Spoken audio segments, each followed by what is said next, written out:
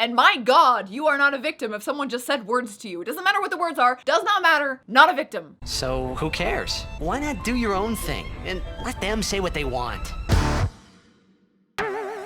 What's up guys and welcome to a new video. Today we're going to be talking about something I have affectionately just dubbed in the last 10 seconds, Tara's Tough Truths. Today, I have a long ass fucking notepad list of things that I consider to be truths in reality, in society, that are very helpful to me. I almost undid my typing by shaking my phone. But before we jump into this list of things, I just want to let you guys know that enjoy this while you can, because this is the closest I'm going to get to a big rant about how I'm turning 30 and how much I've learned and how much smarter I am than you because I'm older than you probably. Yeah, that's not really my thing. I don't really like to complain about being older, especially because I know a lot of people who are older than me and much stupider than me, and people who are younger than me and much smarter than me. So I don't really think that me humble complaining about my age while purporting to be better than the 20-year-old girls who are, oh my god, not aging yet, because I have aged, that's just like not my thing. But this is as close as you're gonna get, and I have like 3 months of my 20s left, so why not pseudo do that right now for you guys, for those of you who do want to listen to this. And to save myself from a bunch of really dumb ridicule in the comments, we're gonna get a few points of possible contention with you guys out of the way. First of all, these are not objective truths. These are just things that I hold to be true because they worked in my life. Anecdotally, they're not things that you have to take as absolute fact. You can refute these things. You can have differences of opinions in the comment section on these things. I would love to hear you guys, whether you come from a position of dissent or whether you agree with me and want to add something else. In fact, I am very excited to see what else you can add to my list of tough truths about the world, because maybe I can add some to my repertoire of knowledge in the back of my head that I'm always thinking about in order to make the best possible decisions for myself in life. Secondly, I'm not purporting to say that this is any kind of end-all be-all list. This is just my list that I could think of off the top of my head every time I picked up my phone and looked at that notepad for the past like 6 months. I've been doing this for a while. Yes, it's true. But the reason that I want to do this is I want to share some of the mantras that I've learned over the years that helped better me as a person and self-actualize and stop me from going into like pity holes or having a huge ego. I try to stay away from both ends of the spectrum on that because I feel like a huge ego can be really bad, and also I keep my ego in check pretty well by being completely objective about what I really am. You know, like I don't take myself too seriously. I don't hate myself for what I am for not contributing more to society. And I also don't think that I'm some mastermind of genius awesomeness because I have a decent following on some social media platforms, which ultimately don't really matter at all. It's just fun to be here and it makes me a living and I love doing it, so why not continue doing it? Please don't take anything I say here as fact and just blindly listen. Please do your own research, make your own list of these kinds of things, but be wary when situations in life keep cropping up that make certain realities about your life apparent, because that will stop you from continually making poor decisions over and over again and then being like, what's wrong with me? What was me? Oh my god. Okay, so without further ado, I'm not trying to offend anyone by this. I know a lot of people live in a different kind of life than I do. A lot of people come from backgrounds of religion or different kind of ideologies where they already have like a list of this, like a 10 commandments that they need to live by. These are basically mine. Let's go ahead and do it. I'm excited. Can we not undo the typing? So my first Tara's tough truth is there are no safe spaces in the real world. You might have certain groups of people who will make you feel like you are safe. You might have certain communities that will have these spaces where people can never say anything negative to you, but the real world is not like that. You cannot take away people's freedoms to do, think, and act the way that they want just to make you feel safe or better about yourself. So instead of living your life in this bubble of safety where your parents gave you a cushy upbringing where they were sheltering you and then you're sheltering yourself in college or outside of college, being afraid to interact with anyone who disagrees with you or being afraid to take any ounce of criticism because it might hurt your ego or might change your worldview, know that the longer you shield yourself from reality, the real world, the rest of the world, and stay in this little bubble, the less apt and prepared you're going to be for said real world. The next one is if you put yourself out there, you have to be prepared for both spectrums of insane negativity and also adoration that makes you feel uncomfortable. This is something that I've learned over being a model and being a YouTuber and just being out in the public space. If you put something out, even if it's on Twitter and it's public and you're not like protecting your tweets, make sure that you can back up what you say, that you are okay with a billion people seeing it, people who you might not agree with, who aren't in your echo chamber, and at least have the mental fortitude to just block people and move on and not let it ruin your entire day that someone disagrees with you. No matter how you do it, if you are a nobody with, and I say nobody not condescendingly, just like generally on the internet, you're a nobody. If you have like 10 followers and you put something out there, there's a chance that it might get retweeted into hell and then you have a bunch of people attacking you. And this goes for big YouTubers too. You decide if you want to be out in the public spotlight. And once you're in the public spotlight, once you put your ideas, your thoughts, and your life out there, you are fair game. Not physically, not in any way, shape, or form should anyone ever be actually harassing you in real life or attacking you or hurting you. But your ideas and the things that you say will be criticized to the fullest extent, and you will also have people who will absolutely be in love with you. So you have to take precautions against the crazies on both ends of the spectrum and know that you're the one consenting to being public. One of the biggest ones ever has no political affiliation. It's just if you don't love yourself, no one else is going to fucking love you. And that's because you're insufferable if you don't love yourself. If you don't find anything to love and admire about yourself, if you're not working on yourself to the point where you are proud of your accomplishments and the life that you have built, then why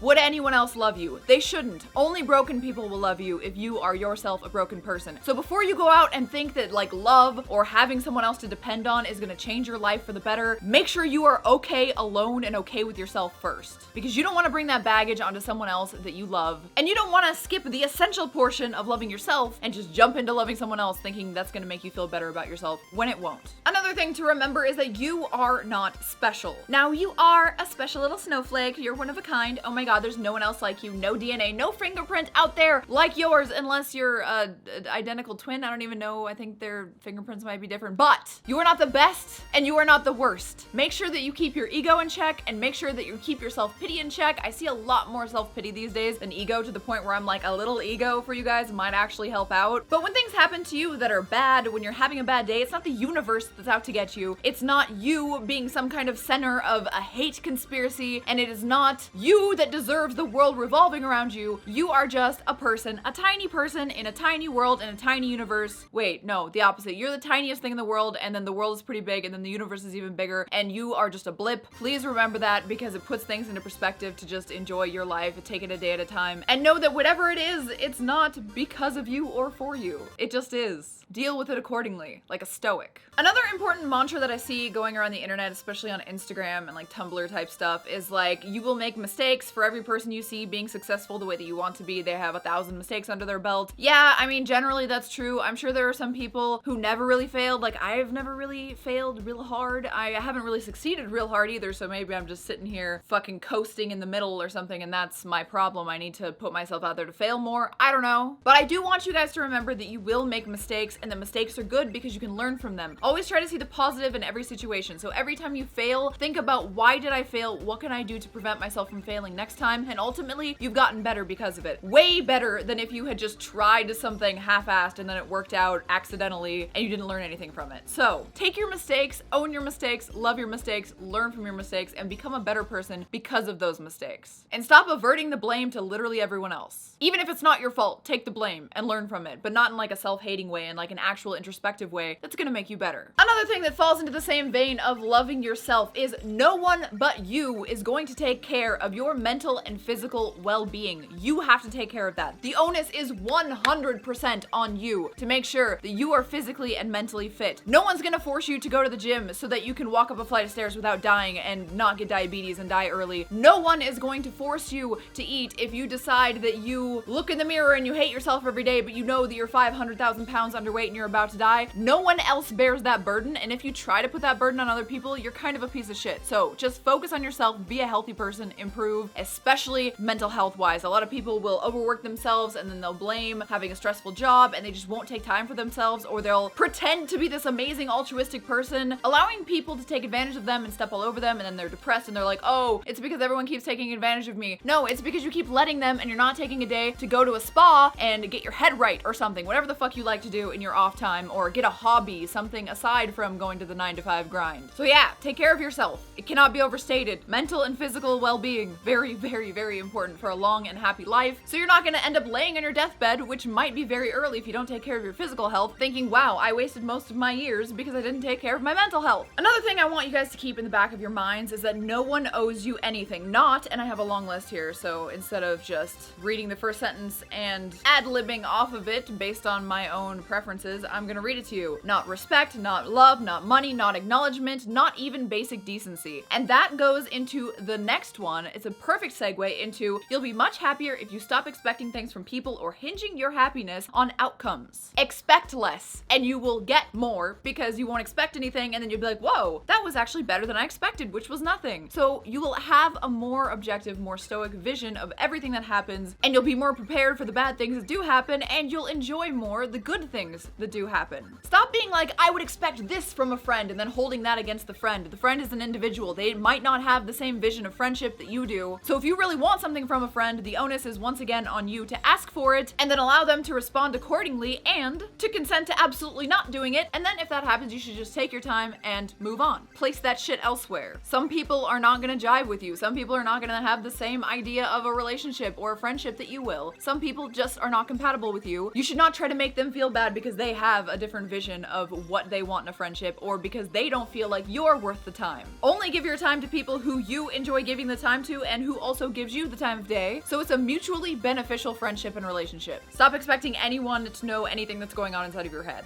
Another one out of my Stoic philosophy book in the back of my head that I've never actually read, but you know, I like Stoic philosophy. I think it's amazing. No, everything does not happen for a reason, and my mom would disagree on this. I know it's a nice little quippy, cute little line that makes you feel like you have no responsibility in your life and maybe you can feel better about the things that go wrong. But the reason that these things happened is because life, because actions, because choices, because the butterfly effect, because things that are tangible, and sometimes because randomness, and you can't control it. So even though everything doesn't happen for some higher, bigger, better reason, anything can happen. Anything that ever has happened or can happen could happen, so be fucking prepared. Mentally and physically prepare yourself for the worst so that you can more comfortably enjoy the best and survive the worst. In the real world, your gender, sex, race, creed, religion, orientation does not make you special or protected. Everyone has a large set of traits about them, who they want to fuck sexually, what they look like, where they come from, things they can and can't change. Change the things that you can and learn to work around or with the things that you can't, and also learn to embrace them because they are what makes you you. What makes you, oh my god, that unique, wonderful butterfly. Instead of complaining about them, make the best of your life and your situation and stop comparing yourself to others whose plight you have no idea about. You're just assuming that they have it easier than you because of the way that it looks on Instagram or because of their skin color, which is stupid. Even if that is true, that someone has a better time than you, where the fuck does that get you? In the real world, it gets you nowhere. Maybe on Tumblr and Twitter, it gets you somewhere. But ultimately, you're just gonna make yourself depressed falling into these social justice rabbit holes that tell you that you are marginalized, you're a loser, and basically, you're gonna stay that way because of something you can't change, so why try? Very toxic mindset. Holy shit. Another, you're not going to get anywhere unless you have strengths or skills. Develop them. Shit should not be handed to you. If you get something handed to you, be skeptical of it. Alright, another thing regarding love that people like to deny or not admit because they want to romanticize love so much. Let me break down love for what it actually is. It is a dopamine release, a biological reaction to us needing to procreate so that we make more of us, so that we overcome the world and create horrible, horrible places like New York City that are way overpopulated because we do not have a place lower down on the food chain, so nothing is a predator of us, so we're not dying off, so we're just gonna like ruin the world slowly. And no, none of this green stuff is going to stop that or help us. It's all very banal when you think about it. So on to my actual tough truth. To deny the fact that sex, dating, and love are all a competition is just patently stupid.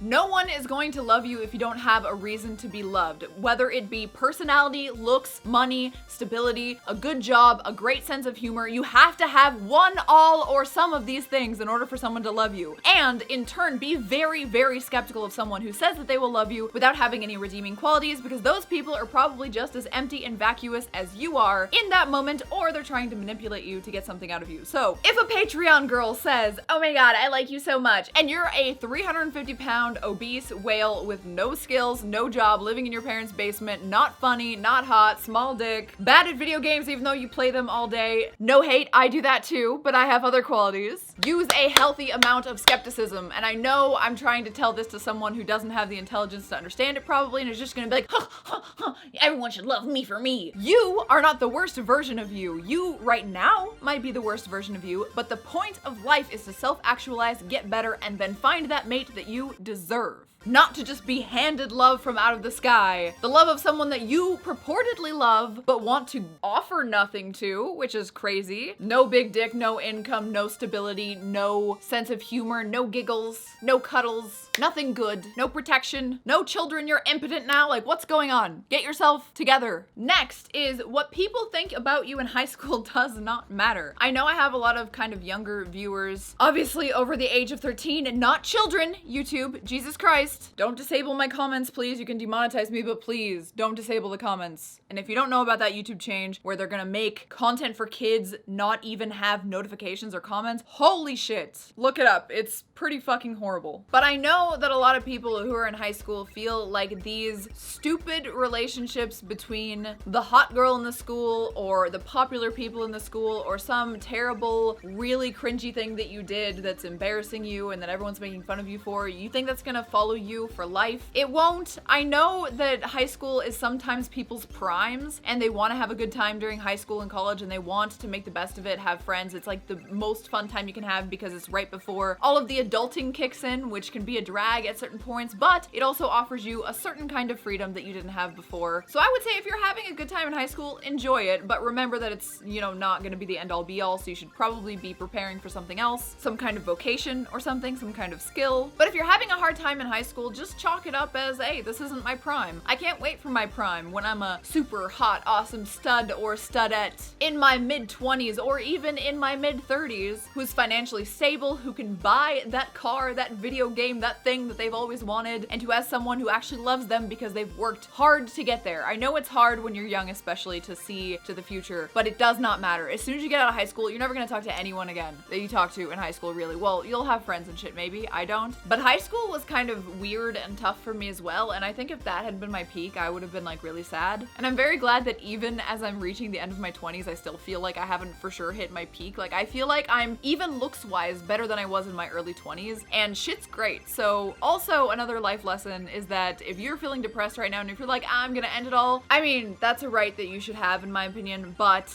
don't make it hastily in the midst of a lot of emotion. Make it with a clear head. And normally when you have a clear head, you're not gonna do it. You're gonna live on. You're gonna have a fucking great life. What goes up must come down and what goes down must come up. It's fucking physics probably, okay? And none of the shit that's hurting you right now is going to matter in a month's time, in a year's time. Hang in there. I'm pulling for you. Okay, so I've talked about this before, but I agree with some of my favorite philosophers when they say that the spawn of religion, the spawn of the list of very annoying virtues, like give away all of your money, don't have a lot of riches, don't have a lot of sex, that don't have a lot of fun, basically, all stem from the lower class wanting to make their downfalls into virtues. Your downfalls are not virtues. You've let yourself go and you're fat. Well, at least I'm not vain. No, you're just fat. Fix that shit. It's not a virtue. Oh my god, I'm poor. At least I'm not like those vacuous Kardashians. No, you're just poor. Get out of poverty and have a good life like the Kardashians. Stop using the very annoying coping mechanism of pretending that what you're doing is correct just because you don't have what you want or because you're jealous of someone else so you want to like not look like a loser. Channel seeing other people doing well and seeing other people have things that you want into getting there yourself, into inspiration rather than something that holds you down and makes you a shit person to be around, if not in general. Another thing is life is not fair. We cannot control outcomes. We cannot control what people think. We cannot control the world around us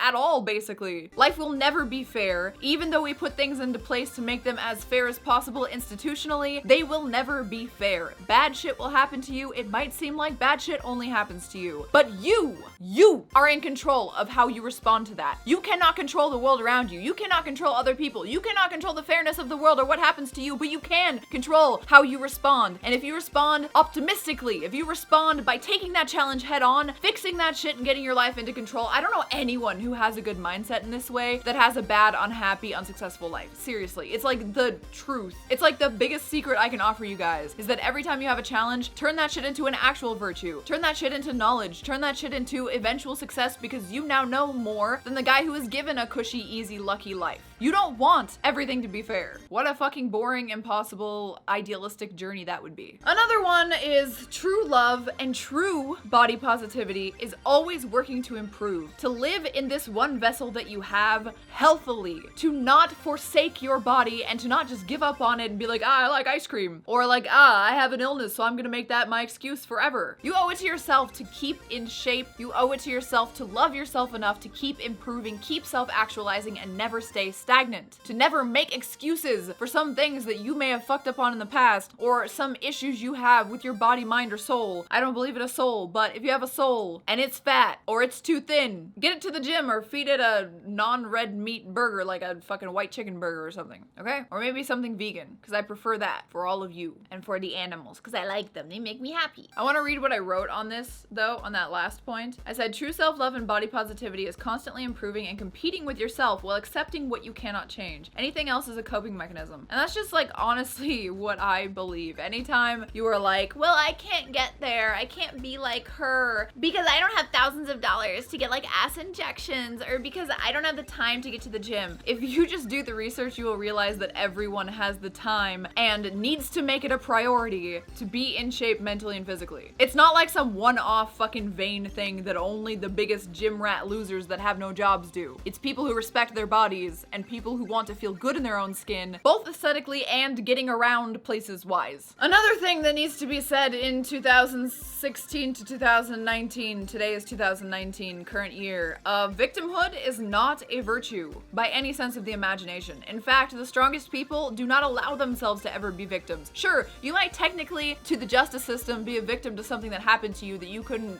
stop because you're weaker or happenstance or someone just took something from you. I don't know. But the way you react to that determines whether or not you actually are a perpetual victim. And my God, you are not a victim if someone just said words to you. It doesn't matter what the words are. Does not matter. Not a victim. The idea that anyone would want to be a victim because they have nothing else to make them an individual or nothing else to get them attention is insane to me. Victimhood is gross to me. If anyone ever victimized me, I'd be like, whoa, I'm not a victim, but yes, I need to go to court to get that money back because you stole it from me. But not a victim. Oh my God, what a dick. Also, in the same vein, fucking protect yourself. Don't become a victim because you're afraid of guns and pepper spray and you don't want to spend time getting judo classes or something so that you can protect yourself. If you are in a vulnerable population, if you are a short person or a skinny person or a woman or disabled or anything, it is even more imperative that you protect yourself with some kind of force multiplier like a knife, a gun, pepper spray, particularly a gun with a large fucking magazine. Trust me, if you have something against protecting yourself or being armed, go to a gun range. Try to buy a gun. Get familiar with it before you make your decision, your assertion against it that it needs to be banned or that it's horrible or that you shouldn't have the right to protect yourself. It could be the difference between you and your loved ones living and dying. You're not gonna change society, you're not gonna stop criminals, but you can protect yourself.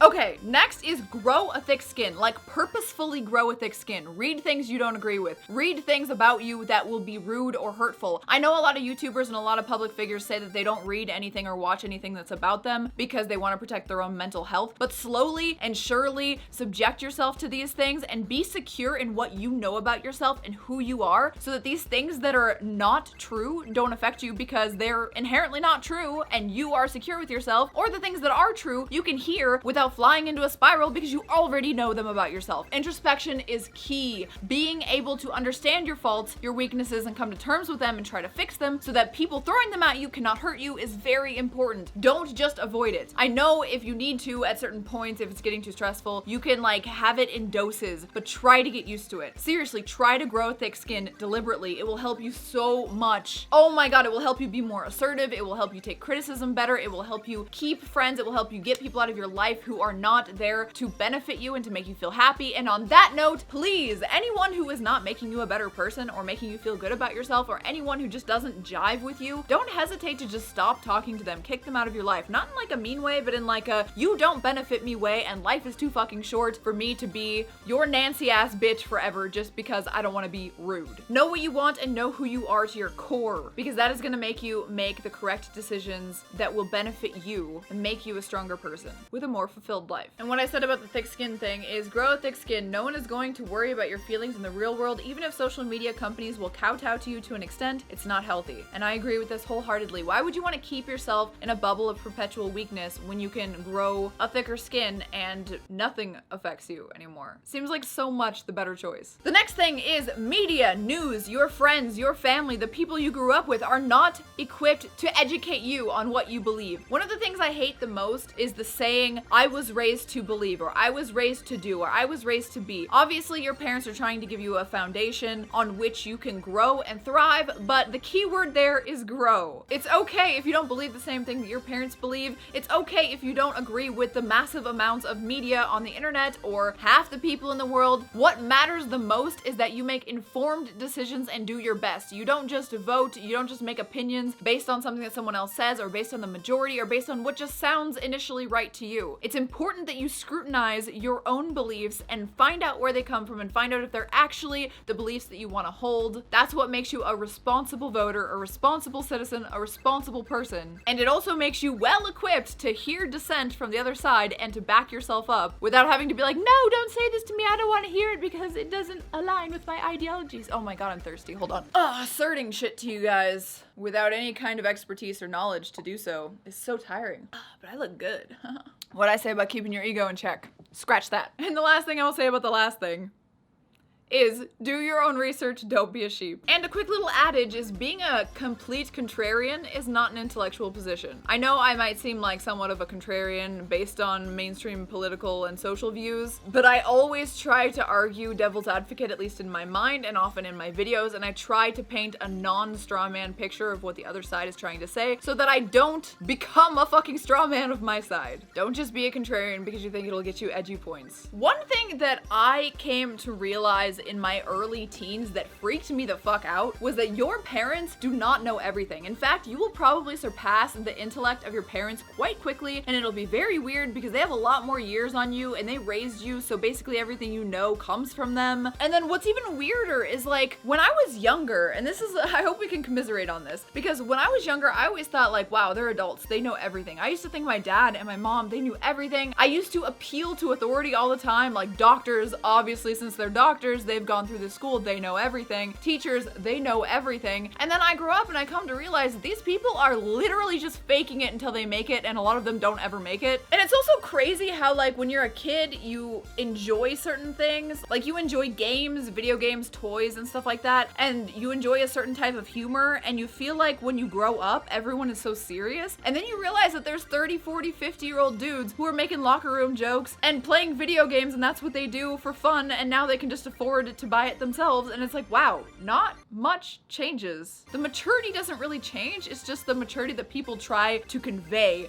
to look cooler. And honestly, it seems like a lot of adults are just trying to pretend to be adults when they're not. So yeah, don't appeal to authority, guys. Question even your doctors, question the experts, and definitely question your parents. But of course, still appreciate them for making you who you are. Because remember, we love ourselves and our parents. Wow, I have a lot of these. Like, I am like only halfway through, and I've already recorded for like 40 minutes or something. I feel like I should make a part 2 of this, but I'm going to leave you with the last one, which is like the middle one or whatever. And it is that you cannot please everyone. You can't even please most people. So just be yourself. We're gonna leave it there. Hold on, I'm gonna like, gonna put a little line there so I know that that's the end of the first video. But yeah, I literally have like so much left. So let me know if you guys want me to do a second version. Please post in the comments if you watched this entire thing. Which one stood out to you the most? Which one resonated with you? Did any? Do you feel like I was being too condescending in the delivery of this? If I did, it's because it was kind of fun to just rant about it a little bit and assert at people like,